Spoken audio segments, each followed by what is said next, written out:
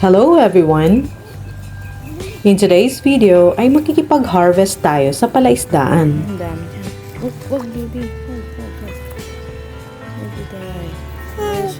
Ayun, oo. Tapos hihilain na lang nun.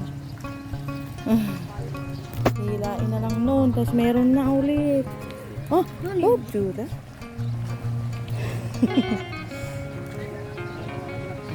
Kalingan. Hindi na kailangan lumusong masyado dun sa putik. Gilid lang. Makakahuli ka na.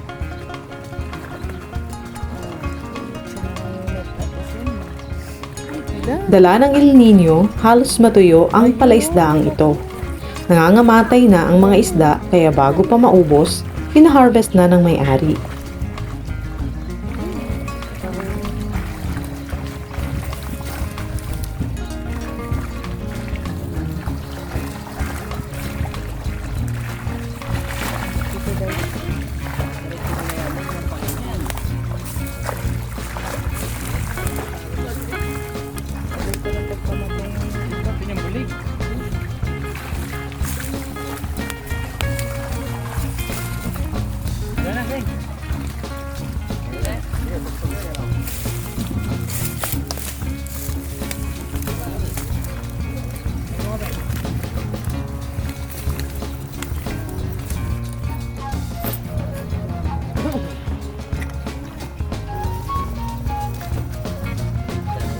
Ay pa, gurame.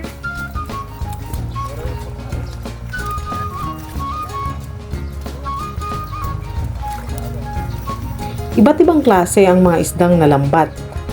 May tilapia, gurami, liwalo, dalag, hito at janitor fish. Pero ang janitor fish itinatapon lang nila kasi peste lang daw ito.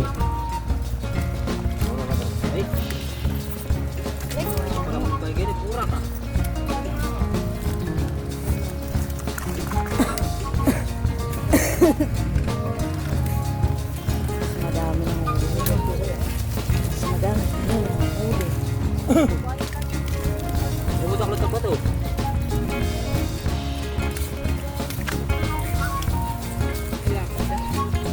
May palimang ko pa rin yung gamitan mo. Diyan ba?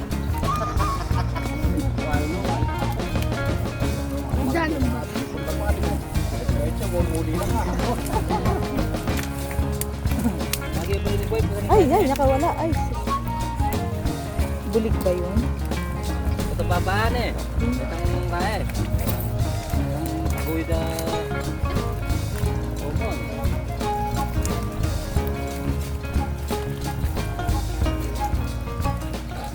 Eh, dyan na yung gurami ni Gagagal. Nyalan. Rani na ako yan. Away na. Ting mo gulo.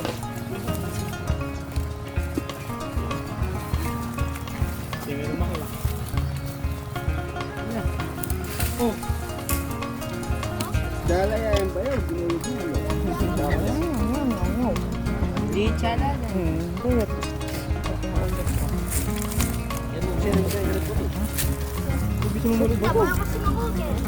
Tignan mo na rin yung rani ba?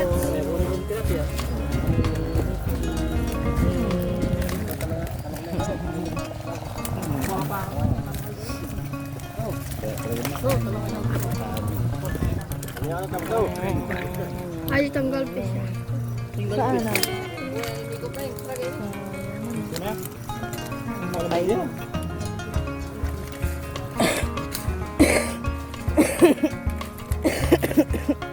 Tak, nagkano naman.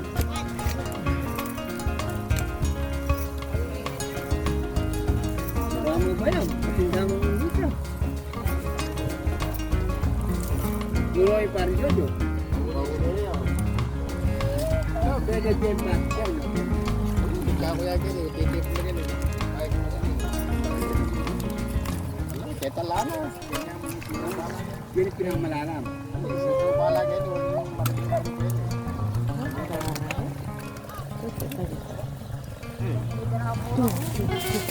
Talaga mo kayo.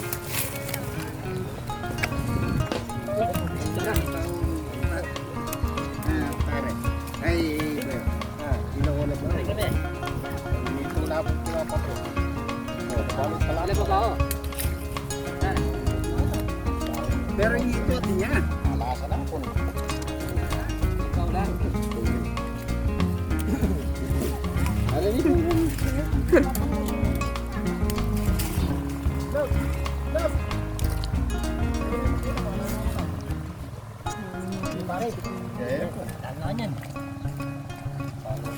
Isusort ang mga nahuli. Magsiset aside ng pang-ulam sa mga huling isda.